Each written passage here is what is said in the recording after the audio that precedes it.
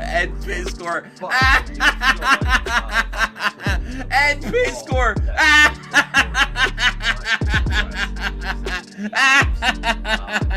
Oh no, Ed Piskor. Oh no. Oh no, Ed Piskor. This is bad news. Lord Timon's Comics says Creepy Ed's gonna make a noose. That creepy Ed. Oh my god, life is good, dude. Stuff like this pops up, it's really funny. I do like it. Yeah.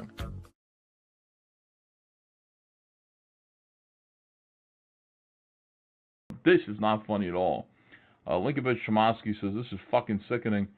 Get ready, guys. We're going to get into this. We're going to talk about it.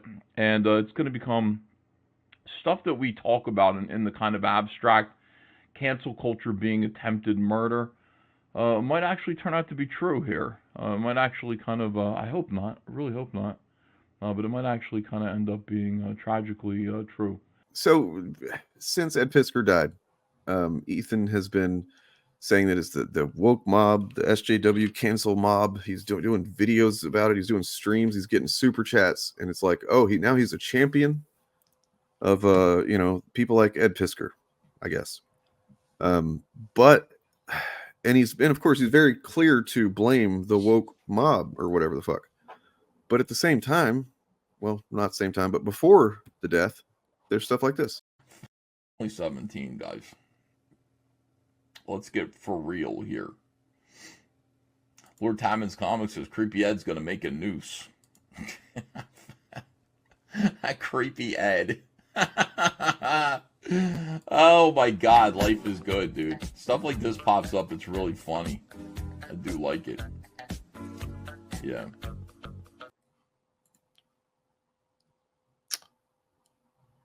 I think that stream was made private too. I believe someone said that the stream that came from is now privated. So yeah, let me show those screenshots to make sure you get all that context too. Interesting. So here is from I guess whatever day this was, Trash Cast number 41. Ed Piskor cartoonist groom Fabe. So he was straight up just calling him a groomer. And even if that was the intention, it doesn't seem to have happened that he groomed anyone, at least that girl. So just like using the most heightened sensationalist language he could to talk about the guy. That's kind of exactly the kind of shit that leads to people piling on and harassing, right? Then there's, it's unavailable. Interesting. Yeah. Then there's this clip. To just see if this was being talked about, if people knew about it, and if, it was... I don't want to break anything like this. I don't want to break this story because I don't want to be wrong. This is not something that you want to be wrong about, but this is all over Reddit right now. Ed Piskor grooms underage girls. Let me see what they're saying on Reddit. Arguing that a victim's statement didn't happen / seems like revenge / playing devil's advocate / I don't classify this as grooming gets you banned. Oh, shit. What is this? Based as fuck and hard-boiled. Yo, what the fuck? That's insane. I watch his shit a lot.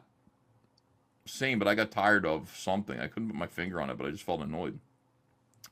Mr. Obert's here says, I've interacted with him in person a few times. Suffice it to say, he's a lot. Yeah, it's a total bummer that he's a creep. Damn, that sucks. I like cartoonist kayfabe. Oh, hell nah. This is one of them. I remember getting really put off by Piskor. This is fun. Like, whenever, like, a guy's getting canceled in comics, everybody suddenly remembers how much they hated him. Who cares? These are all leftists. Ha ha. Strong in future. That's all that matters. He's listen, Ed Piskor's a leftist, too. This is just leftist eating leftists. I guess it's kind of fun. I don't know. Let me see more of this. I mean, are we sure that's all that was? Yeah, because I mean, the thing is, that's a lot of speculation on who exactly had an issue with this. Because the reality is, anytime these guys talk about grooming or any kind of like indoctrination or whatever, their main complaint is that they don't get called out by the left. That's the thing is people have tried, and this is why I said I want to start doing these streams, like reading my comments or whatever. People like, you don't call stuff out, you don't say anything. And I'm like, look, if anybody in my space did something that I thought was like reprehensible, I would 100% call it out. I don't have a problem doing that. It's just, that's such a weird deflection tool for like, oh, you know, we can do awful shit and you'll call us out, but then you won't call out your friends when they do it. It's like, no, I'll call out anybody that does it. That's the difference. They're the ones that won't call out their friends. Yeah. I mean, Ethan definitely, I kind of get it on Ethan's part though, because Ethan would be the guy that might be getting called out in some examples. So, he's got to wave his arms and go, no, look at that groomer over there.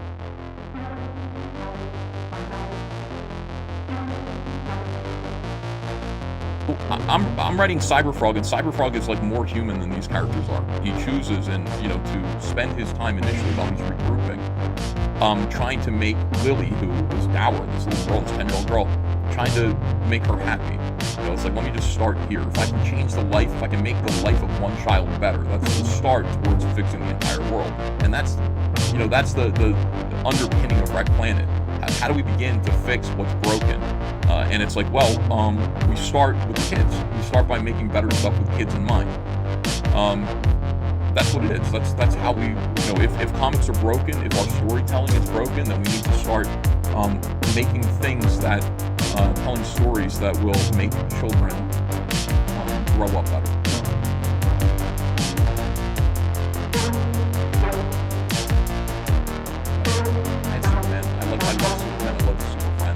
I love Spider-Man, I love all these characters. If we're here to replace them because they've been hijacked by perverts, and they have, perverts are making better stuff than this, then we need to keep those things in mind.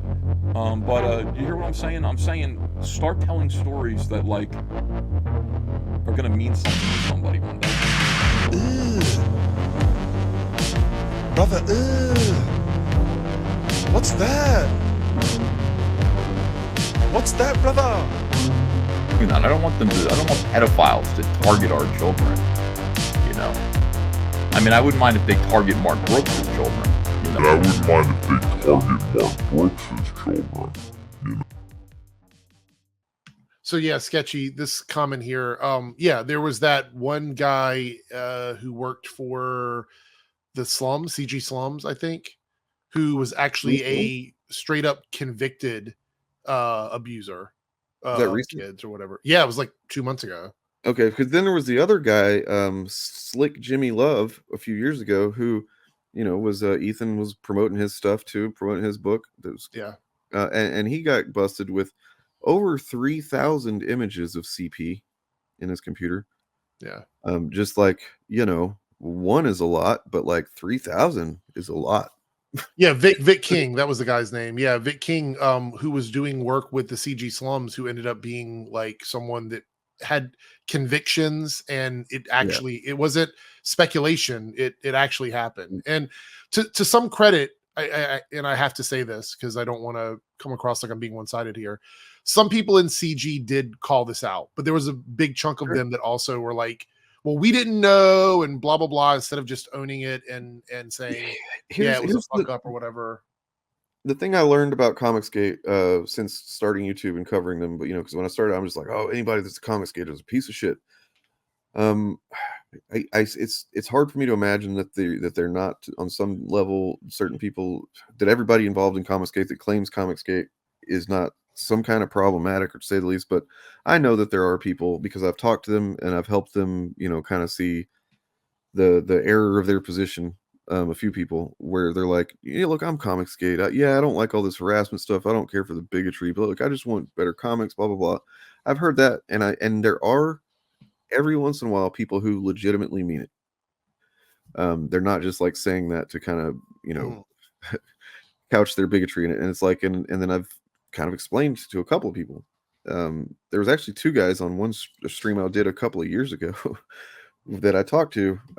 They were like, one of them was a writer for, I guess, Comicsgate website or whatever. And he was a gay guy or bisexual. He's like, look, I'm bisexual and I've never gotten any fucking shit about being bisexual. And I was like, yeah, man, that's good for you. I'm glad. But that's because you're towing the line and you're like you're being the mascot. You're being the example where they can go, look, we're not bigots. We got this bisexual guy. Yeah. And he, I didn't think that he was really going to listen to that or anything, but he did. And he came back later on, weeks later, and was like, thought about it and I think you're right. And I quit working for that website. And I was like, oh shit. I mean, the thing is, you have to be made aware of it sometimes. I think that some people don't see it, because you're in the moment, you're in the mix, and you don't totally get it, Yeah, and like we're seeing it now with what is it, Candace Owens, who no longer works for Daily Wire, I think is who she worked for, and she's no longer with them, and now she's coming out and trying to do revisionist history on her stances on things, and it's like, no, you were in the middle of all that. Like, you have to own it, and then get your clout back. Like, you can't just do that shit. Like, no. Julia, vile and disgusting people exist on social media, period, and they're going to do whatever they can do to make money being vile and disgusting.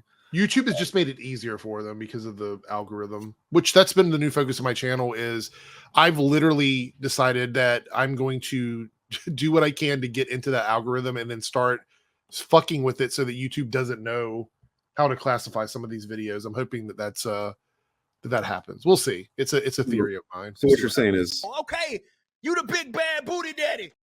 Yeah, basically. I do want to say though that a lot of the stuff that we're dealing with now with people jumping on board with this Ed Piskor stuff, whether it was before or after he took his life, however it played out. I believe that the issue is the desensitization of the word groomer.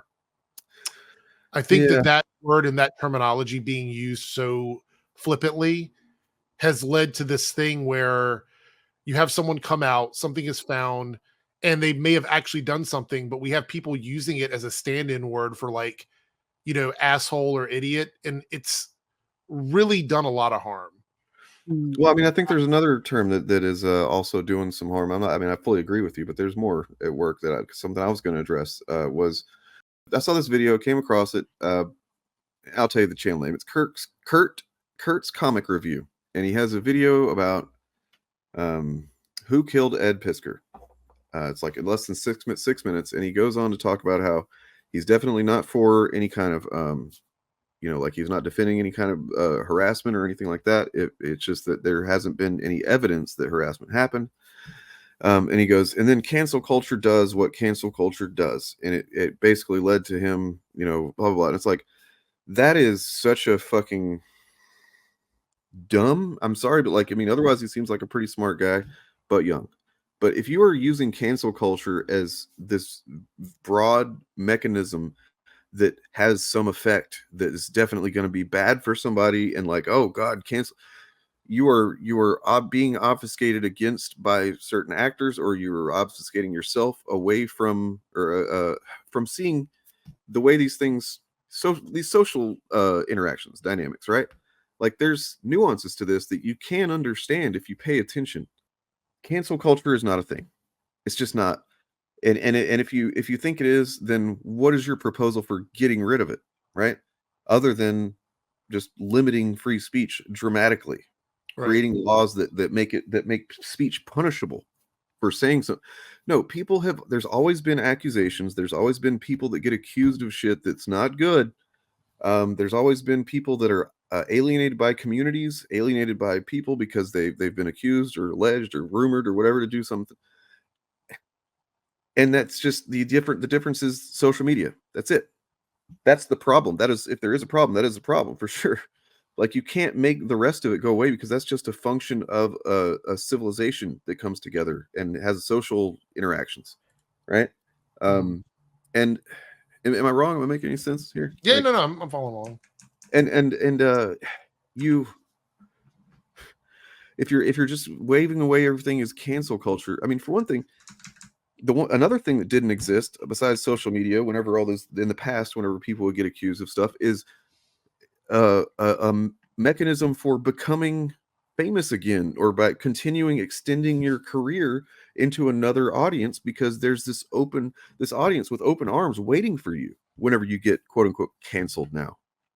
Right? Like if you get canceled, there are people like Eric July and the Soska sisters, or whoever, the Duck Dynasty guy who also works at Blaze Media. And, you get canceled, Dave Chappelle, he got a whole new fucking audience. All the progressives and leftists and shit that liked all his comedy from back in the day were like, oh no, I can't fucking listen to Dave Chappelle anymore.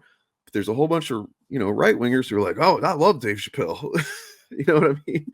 Louis C.K. Louis C.K. was one of the first ones that got quote unquote canceled by cancel culture. And he's got a fucking podcast now and he's doing shit. And it's like, show me where it really has, like, there's been a couple of people that have had some kind of negative effect or whatever, temporarily maybe. But for the most part, it seems like it is a boon to people to be canceled.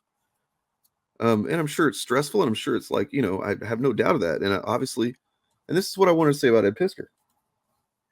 All of the respect that I have for the man and his art. Suicide, by the way, is not cowardice. All right. I've seen people say that shit anytime somebody kills somebody, but like, no, it's not. You're not a coward if you kill yourself. I'm just not. It's an amount of pain that you can't fucking understand. And hopefully you never have to, right? To feel that that's your way out. However, his suicide note is fucking cowardice. Okay. He took no accountability for anything. He fucking tried to, pin all the fault on other people, while still in some ways actually acknowledging that he did do some yikesy, cringy shit. And rather than just fucking face up to it and go, you know what, I'm a 40-year-old man. I got a fucking, I've had a pretty good run on my career. Maybe I can keep that up. Maybe I can rebuild it, but I got to face the music. I got to fucking see if I can grow from this, learn something, blah, blah, blah. That's what a fucking a brave person would do. But he was a coward and, said the things that he said. He tried to take shots at the people that made allegations against him. That's cowardice.